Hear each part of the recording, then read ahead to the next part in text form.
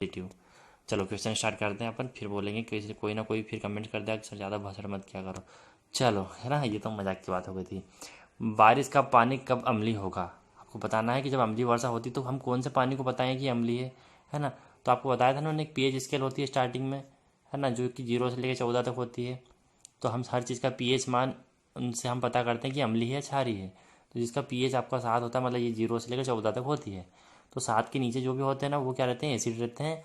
और 7 से 14 के बीच में जिनका मान आता है, ये मान है एक तरह से, किसी भी लिक्विड को उसमें डालो तो आपका मान पता चल जाता है उसमें, है ना। तो ये स्केल होती है, तो 7 से 14 के बीच में आपका बेस बताता है ये। तो आपको पता है अम्लीय है, तो मतलब बात क्या करेंगे हम कि वो 7 से कम ही होगा। तो मतलब ये 2 ऑप्शन तो आपके क्या हो गए, इसमें कट हो गए। अब हमारे पास क्या हो गया कि पीएच जो है आपका 5.7 से ज़्यादा होना चाहिए, और आपके पास एक ऑप्शन है कि पीएच आपका 5.7 से कम होना चाहिए। तो ऑप्शन नंबर 2 आपका सही हो जाएगा कि उसका जो पीएच यदि 5.7 से कम है तो वो बारिश का पानी अम्लीय माना जाएगा। क्लियर है दोस्तों।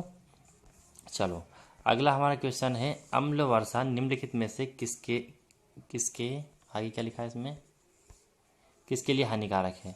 आपको बताना है कि अम्लीय वर्षा किस चीज़ के लिए हानिकारक है, किन किन चीज़ों में हानि हमें पहुंचाती है। तो ये तो हमने पढ़ी है, देखो इमारतों और स्मारकों को नुकसान पहुंचाता है, हम पढ़ते हैं ना ताजमहल के लिए। लेकिन अम्लीय वर्षा खेतों के लिए भी हानिकारक होती है, सांस लेने संबंधी समस्याओं का कारण भी बनती है, क्योंकि अम्लीय वर्षा जो है आपकी सल्फर डाइऑक्साइड और नाइट्रस ऑक्साइड के कारण होती है, जो कि बारिश के कारण आपके एटमॉस्फेयर में घुल जाता है और सांस में अंदर जाता है वो।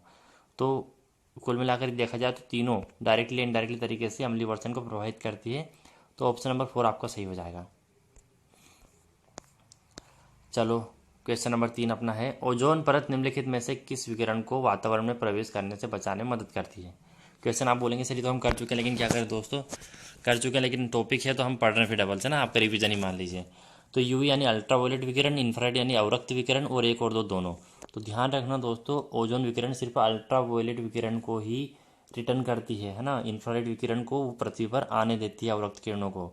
तो ऑप्शन नंबर 1 आपका सही हो जाएगा। तीसरा एक और दो दोनों देखकर सही मत कर देना, है ना, हमारे लिए एक एक नंबर कीमती है एग्जाम के पॉइंट ऑफ व्यू से। और एग्जाम का मत सोचो कि ये सरकार क्या चल रही क्या चल रही, उसके लिए वीडियो बनाया ना मैंने आपका एंटी डिफेक्शन लॉ का।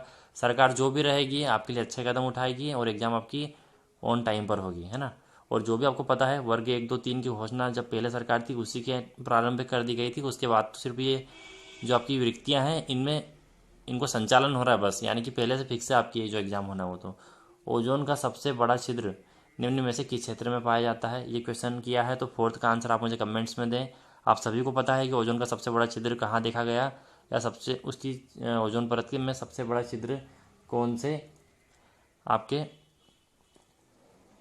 क्या बोलते हैं इनको महाद्वीप पर देखा गया है ना। तो पहले बता दूं मैं सीक्वेंस, यदि आपको सीक्वेंस भी बताना था मुझे आपको, चलो मैं बता ही देता हूँ। तो सबसे बड़ा जो आपका छिद्र है वो आपका अंटार्कटिक में देखा गया है ना, अंटार्कटिका में। और इसका सीक्वेंस मैं आपको ये बताने वाला था। उसके बाद जो छोटा छिद्र है वो आर्कटिक में है, उसके बाद तिब्बती पठार में है। तो इसका सीक्वेंस भी याद रखिएगा। उसके बाद ऑस्ट्रेलिया में है। इन सभी जगह छेद है, लेकिन सबसे बड़ा कहाँ पर है, अंटार्कटिका में है। आपसे पूछना था पर चलो छोड़िए, दूसरा पूछ लूँगा। ओजोन परत के क्षय का मुख्य कारण नहीं है, क्या नहीं है करके क्लोरोफ्लोरोकार्बन मत कर दे, नहीं है पूछा है। तो आपका क्लोरोफ्लोरोकार्बन तो ये तो जन्म सिद्ध अधिकार है इसका कि ओजोन में छेद करेगी ही करेगी, है ना। हाइड्रोक्लोरोफ्लोरोकार्बन ये भी करेगी क्योंकि इसमें CF से जुड़ा है। आपके N2 यानी नाइट्रस ऑक्साइड, है ना। और आपका अमोनिया NH3। तो जो अमोनिया है ये मुख्य कारण नहीं है ओजोन क्षय का। तो ऑप्शन नंबर 4 आपका इसमें सही हो जाएगा, नहीं पूछा उसने, है ना। अगला हमारा है, फ्रियोन का रासायनिक सूत्र है। आपको बताना है कि फ्रियोन का रासायनिक सूत्र क्या है। CCl2F2, CCl3F, CClF3 और CCl2F। तो CCl3 या F2 आपका फ्रियोन का रासायनिक सूत्र है, याद रखिएगा दोस्तों। अगला हमारा 7 नंबर क्वेश्चन, निम्नलिखित में से कौन सी ग्रीन हाउस गैस नहीं है। आपको बताना है कि कौन सी ग्रीन हाउस गैस नहीं है। कार्बन डाइऑक्साइड है ना, मीथेन भी है, वाटर वेपर भी है। तो क्या नहीं है फिर, अमोनिया। अमोनिया क्या है, ग्रीन हाउस गैस नहीं। तो ऑप्शन नंबर 4 आपका सही हो जाएगा। अगला हमारा 8 नंबर का क्वेश्चन है, निम्नलिखित में से कौन सा प्रोटोकॉल ग्रीन हाउस गैस उत्सर्जन से संबंधित है। कौन सा प्रोटोकॉल ग्रीन हाउस गैस से संबंधित, आपको बताना है। मॉन्ट्रियल प्रोटोकॉल, ये ओजोन से पता है आपको। क्योटो प्रोटोकॉल, बेसल संधि, रामसर कन्वेंशन, है ना। तो आपका जो है इसमें ग्रीन हाउस से आपका है क्योटो प्रोटोकॉल। ऑप्शन नंबर 2 आपका सही हो जाएगा इसमें, ठीक है। और ये आपका ओजोन से पहले वाला। अगला हमारा 9th नंबर का क्वेश्चन है, निम्नलिखित में से कौन सा विकिरण पृथ्वी की सतह द्वारा उत्सर्जित किया जाता है।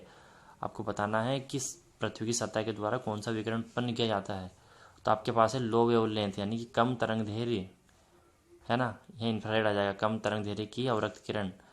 हाई वेवलेंथ इंफ्रारेड यानी कि अधिक तरंग दैर्ध्य की अवरक्त किरण। लो वेवलेंथ अल्ट्रावायलेट यानी कि कम तरंग दैर्ध्य की यूवी किरण, विकिरण, ठीक है।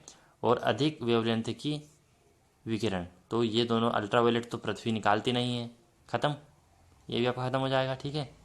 इस तरह से ऑप्शन को स्केप करना सीखें आप लोग, है ना। उसके बाद जो बचे उनमें से आप लोग को देखना है। अब लो वेवलेंथ की जो अवरक्त किरण क्या है, ये तो आपकी आती है ना, और फिर ग्रीन हाउस इफेक्ट के कारण ये वापस नहीं जा पाती है। तो फिर क्या करती है पृथ्वी, जब रात होती है तब आपके हाई वेवलेंथ इंफ्रारेड निकालती है, जिसके कारण पृथ्वी का तापमान बना रहता है ना। उच्च तरंग दैर्ध्य की अवरक्त किरण निकालती पृथ्वी, और लो वेवलेंथ की तरंग दैर्ध्य को पृथ्वी एब्जॉर्व करती दिन के समय में। तो ऑप्शन नंबर 2 आपका सही हो जाएगा। आई होप ये क्वेश्चन आपको समझ में आ गया होगा। नहीं आया हो तो मुझे कमेंट्स कर देना कि सर नहीं आया, फिर से समझाओ। निम्नलिखित में से कौन सा ठोस कण ग्लोबल वार्मिंग का कारण बनता है। आपने सुना है ग्लोबल वार्मिंग हमेशा गैस से होता है, ये तो सुना ही सुना है, लेकिन कौन सा ऐसा ठोस तत्व है जिसके कारण भी ग्लोबल वार्मिंग होती है। आपके पास ऑप्शन है काला कार्बन, हरा कार्बन, पीला कार्बन, नीला कार्बन। तो आपका काला कार्बन सही हो जाएगा, ऑप्शन नंबर 1। अगला हमारा क्वेश्चन है मलबे के नीचे दबे हुए लोगों का पता लगाने के लिए किस यंत्र की मदद ली जाती है। ये तो आप ऐसे आंख बंद करके कर देंगे, देखना। दूरबीन से तो देखेंगे नहीं, है ना, दूरबीन क्या दूर की वस्तु थोड़ी देखना। हेलीकॉप्टर्स क्या ऊपर से दिखेंगे क्या दबे बोल लो, तो ये स्किप हो गए। टेलीस्कोप से आपको पता है, टेलीस्कोप से दूर की मतलब बहुत छोटे छोटे लेंसेज लगे रहते हैं टेलीस्कोप में, और बहुत दूर की हमें जब चीज़ें देखनी हो पास में तब इसका उपयोग करते हैं।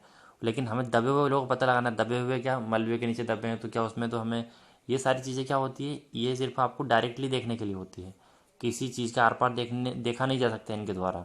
लेकिन इंफ्रारेड कैमरा ऐसा है कि दीवार के आर पार देखा जा सकता है, मलबे के आर पार देखा जाता है। तो ऑप्शन नंबर 4 आपका सही हो जाएगा। अगला हमारा क्वेश्चन है 12। बाढ़ के समय निम्नलिखित में से किस स्थान पर जाना चाहिए। ये तो मुझे आप लोग बताएंगे, क्योंकि बहुत ही सरल क्वेश्चन है। ऊंची भूमि वाले स्थान पर, खेतों में, जहाँ है उसी स्थान पर है, गाँव के बाहर। तो इसका तो आप मुझे कमेंट्स में आंसर कर देना दोस्तों। इतनी तो उम्मीद है कि आप इसका आंसर देंगे। जो आंसर नहीं देते ना वो भैया पढ़ाई में मक्कार है। देखो मैं पहले ही बोल दूँ, आंसर नहीं देते हैं, बस वीडियो देख के चले जाते हैं और लाइक वाइक किया तो किया और चले जाते हैं, कमेंट्स भी नहीं करते हैं। तो मैं मोटिवेट नहीं होता हूँ, आप यदि कमेंट्स नहीं करते हैं तो, या फिर मुझे आप सवाल के जवाब नहीं देते हैं तो फिर मुझे अच्छा नहीं लगता वीडियो बनाना, है ना। तो आप कोशिश करें कि मुझे अच्छे अच्छे कमेंट्स करें। आपकी कोई यदि आपको लगता है कि क्वेश्चन गलत है तो पूछें कि सर ये गलत है, फिर से समझाओ। कुछ समझ में नहीं आ रहा तो मुझसे आंसर करो। आपको क्या पढ़ना है मुझसे वो बताओ, है ना। भूस्खलन के कितने रूप हैं, 2, 3, 4, इनमें से कोई नहीं। तो भूस्खलन 4 प्रकार का होता है, ऑप्शन नंबर 3। दोस्तों यदि आप चैनल पर नए हो तो इसको सब्सक्राइब करके, वीडियो अच्छा लगे तो लाइक ज़रूर करना।